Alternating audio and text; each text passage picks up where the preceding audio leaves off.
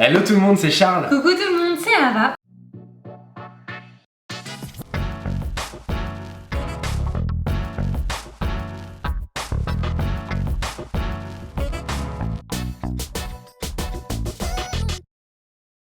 On espère que vous allez merveilleusement bien aujourd'hui. Comme toujours. Nous ça va très bien, d'autant que on vous fait aujourd'hui une vidéo un petit peu spéciale pour célébrer les mamans de manière générale. C'est la fête des mères, donc recette spéciale. Souvent ce qu'on peut offrir à nos mamans c'est un bouquet de fleurs. C'est vrai que les fleurs, souvent les femmes aiment ça, mais elles aiment aussi les gâteaux, comme les hommes d'ailleurs. Mais nous aujourd'hui on a décidé de faire une tarte en forme de fleurs. Ouais, on a voulu mélanger un petit peu ce que nous on sait faire et ce que en général on offre pour la fête des mères pour faire une tarte au citron. On revisite la tarte au citron et on s'est inspiré un petit peu de ce qu'aiment nos mamans respectives. En l'occurrence, elles adorent boire du thé et elles aiment beaucoup les tartes au citron. Donc on va faire aujourd'hui un mélange entre la tarte au citron, une revisite avec le thé Earl Grey qu'elles ont l'habitude de boire. Restez bien jusqu'au bout parce qu'il y a un petit concours. Il y a même un beau concours avec cette recette où vous pouvez gagner notre prochain atelier virtuel qui sort dans quelques jours. Ça va être très rigolo parce que on va vous montrer notre version de cette fleur. Donc tout le monde aura les mêmes bases, les mêmes composants dans le gâteau et il faudra simplement que vous fassiez le pochage pour représenter la fleur que vous souhaitez et le gagnant remportera l'atelier virtuel. Donc cette tarte est composée d'une pâte sucrée au charbon végétal et à l'intérieur on va venir cuire une crème d'amande avec des zestes de citron et des segments de citron. Par-dessus vous viendrez mettre notre gel au thé Earl Grey et on pochera par-dessus notre fleur avec le crème au citron. Vous verrez notre pochage, ce sera à vous de trouver le vôtre. Donc on espère que ça vous plaît, on espère que vous êtes partant, normalement vous êtes toujours hyper partant pour faire des petits concours, des petits challenges de pâtisserie, alors voilà celui de la fête des mères. On peut commencer dès maintenant avec la confection de la pâte sucrée.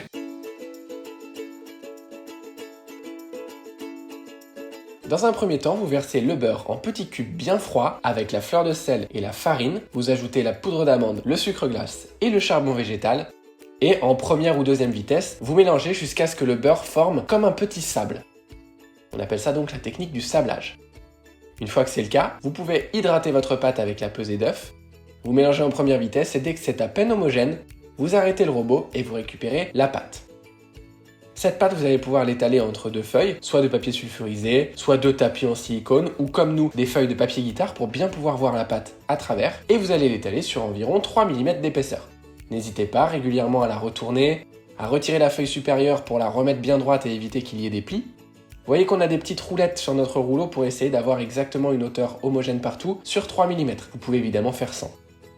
Puis on place 1 heure au congélateur notre pâte. Une fois qu'elle est bien froide, on retire le papier supérieur puis inférieur et on vient découper des bandes les plus longues possibles, mais en tout cas de 2,5 à 3 cm de large. Nous, on fait d'un côté et de l'autre de la règle, ce qui nous donne exactement la bonne épaisseur. Puis, on vient emporte-piécer un cercle d'1 cm de diamètre inférieur au diamètre du cercle à tarte que l'on va utiliser pour foncer. Vous voyez ici qu'on va faire des grandes et des petites tartes. Voilà. On va remettre le tout un petit peu au congélateur si jamais votre pâte est revenue un petit peu trop en température, disons 5-10 minutes. Et on va récupérer nos bandes de pâte. On attend qu'elles soient assez souples pour pouvoir les foncer dans le cercle qui a été préalablement bien beurré. On plaque bien, on n'a pas peur. Si on a besoin d'une deuxième bande, on en rajoute une et on fait bien les jointures en appuyant. S'il y a beaucoup trop de jeu comme vous le voyez ici à l'écran, vous découpez l'excédent de pâte. Et vous faites votre jointure. Voilà, on a notre cercle à tarte.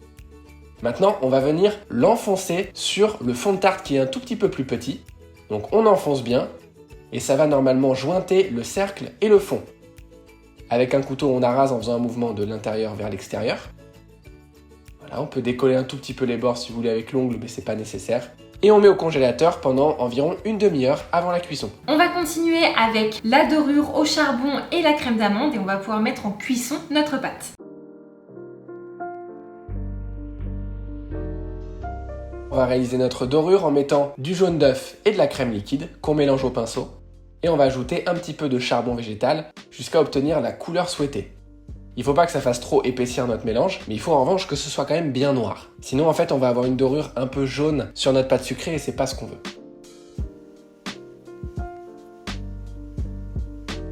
Quand tous nos ingrédients sont vraiment à température ambiante, que notre beurre est pommade, vous voyez que là on le travaille un petit peu à la maryse pour qu'il soit bien mou, on peut ajouter le zeste de citron qui va venir diffuser son goût dans le beurre. Puis on ajoute la poudre d'amande et le sucre glace. Et on mélange. On pourrait même à la limite le faire à la main, cette partie-là.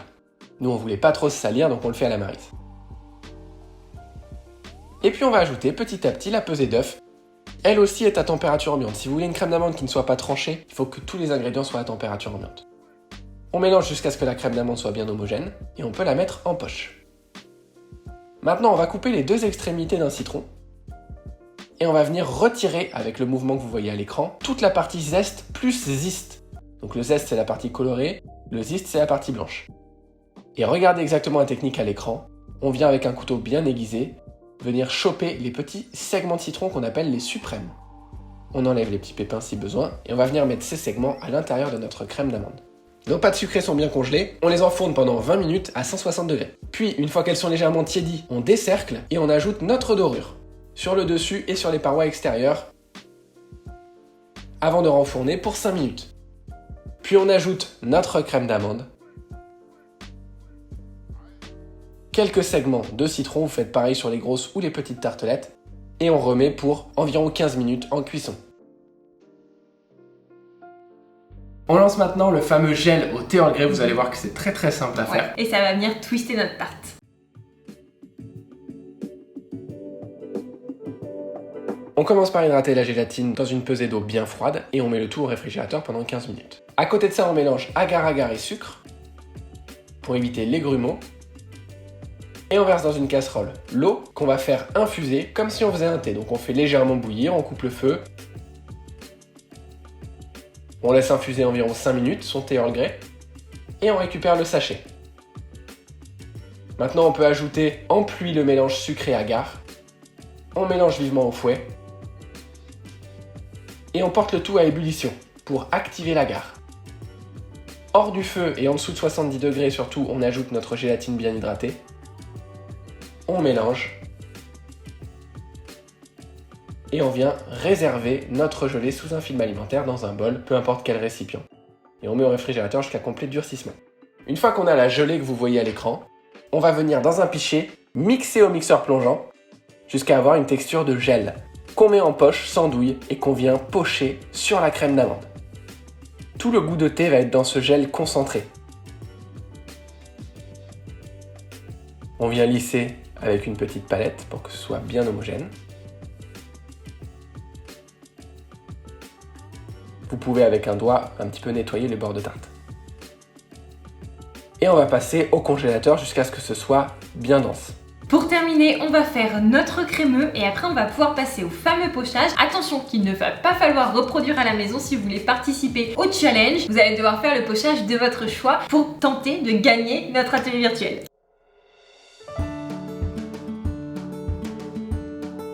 Dans une casserole, on va verser les œufs avec le jus de citron vert et jaune, le zeste de citron vert, si vous n'avez que du citron jaune, utilisez du citron jaune bien sûr, du beurre fondu tiédi et le sucre semoule. Et on va fouetter vivement en allumant le feu sur un feu plutôt doux. L'idée va être d'atteindre les 84 degrés pour faire pocher nos œufs, les faire légèrement cuire, mais ne surtout pas porter à ébullition. En dehors du feu, et une fois qu'on a atteint les 84 degrés, on peut fouetter notre gélatine hydratée à l'intérieur pour la faire fondre. Et on va réserver notre crémeux dans un récipient à fond large qu'on va bien filmer au contact pour éviter d'avoir une petite croûte, une petite peau. Et on le réutilisera après plusieurs heures de cristallisation, idéalement une nuit, évidemment en réfrigérateur.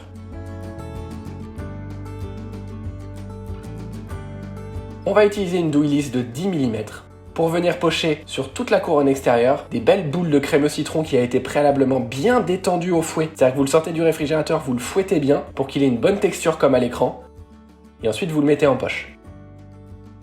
On fait ça sur toute la couronne extérieure, puis on refait une couronne à l'intérieur, et on va faire comme ça 2 ou 3 couronnes, dépendant de la taille de votre tarte. Ici c'est une tarte de 16 cm. Essayez d'être les plus homogènes possible bien sûr. Et on garde le cœur pour y mettre le reste de gelée et faire le cœur de notre fleur. Vous ferez évidemment le pochage que vous souhaitez. Là, je vous explique juste comment faire le nôtre. On saupoudre finalement d'un petit peu de poudre de thé Earl Grey. Donc c'est tout simplement un sachet de thé qu'on a ouvert et qu'on a mis dans une petite saupoudreuse. C'est à l'occurrence d'ailleurs une boule à thé pour faire infuser le thé. Et voilà, on a une tarte citron hyper originale, au petit goût de thé, délicieuse.